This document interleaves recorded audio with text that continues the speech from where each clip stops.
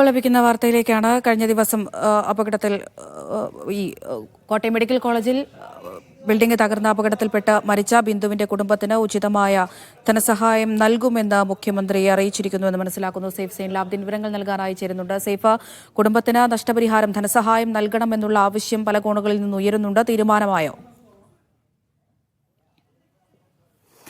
CPM-ന്റെ സംസ്ഥാന നേതൃത്വം തന്നെ ഇക്കാര്യത്തിൽ തീരുമാനമെടുത്തിട്ടുണ്ടെന്നാണ് അമൃത നമുക്കറിയാൻ കഴിയുന്നത്. അതാണ് CPM-ന്റെ സംസ്ഥാന സെക്രട്ടറി നേരത്തെ വ്യക്തമാക്കിയത്. അതിന് പിന്നാലെ തന്നെ മുഖ്യമന്ത്രി പിണറായി വിജയൻ ഇതുമായി ബന്ധപ്പെട്ട ഒരു സുപ്രധാന നിലപാട് അദ്ദേഹം സ്വീകരിക്കുന്നുണ്ട്. അദ്ദേഹം ഒരുപക്ഷെ ഈ വിഷയവുമായി ബന്ധപ്പെട്ട് ആദ്യമായിട്ടായിരിക്കും അദ്ദേഹത്തിന് ഒരു പ്രതികരണം ഉണ്ടാകുന്നത്. അദ്ദേഹം പറയുന്നത് കോട്ടയം മെഡിക്കൽ കോളേജിൽ ഉണ്ടായ സംഭവം ദൗർഭാഗ്യകരവും വേദനാജനകവും ആണ്.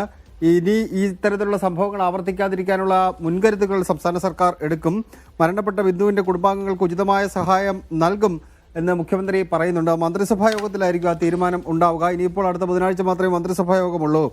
ആ മന്ത്രിസഭാ യോഗത്തിൽ ബിന്ദുവിന്റെ കുടുംബത്തിന് എന്ത് സഹായമാണോ നൽകേണ്ടത് ആ തരത്തിലുള്ള തീരുമാനം ഉണ്ടാകുമെന്നാണ് നമുക്ക് ലഭിക്കുന്ന വിവരം. അവിടെ ദുഃഖത്തിൽ പങ്കുചേർന്നു. സർക്കാരിന്റെ സഹായങ്ങളും പിന്തുണയും എല്ലാം അവർക്ക് ഉണ്ടാകും. ആരോഗ്യമേഖലയെ ശക്തിപ്പെടുത്തി മുന്നോട്ട് പോകാൻ ആവശ്യമായ ഇടപെടലുകൾ സംസ്ഥാന സർക്കാരിന്റെ ഭാഗത്തു നിന്നുണ്ടാകും എന്നുകൂടി അദ്ദേഹം വിശദീകരിക്കുന്നുണ്ട്. എന്തായാലും ബിന്ദുവിന്റെ കുടുംബത്തിന് സഹായം നൽകാനുള്ള തീരുമാനം CPM-ന്റെ സംസ്ഥാന സെക്രട്ടേറിയറ്റിൽ ഉണ്ടായതിന് പിന്നാലെയാണ് മുഖ്യമന്ത്രി പിണറായി വിജയൻ ഇത് ഔദ്യോഗികമായിട്ട് പറയുന്നത്. ഔദ്യോഗിക പ്രഖ്യാപനം എന്തായാലും മന്ത്രിസഭാ യോഗത്തിന് ശേഷം മാത്രമേ ഉണ്ടാകൂ. അമൃത. ശരി, സേഫ് സൈൻ ലാബ്ദിനാണ് വിവരങ്ങൾ നൽകിയത്.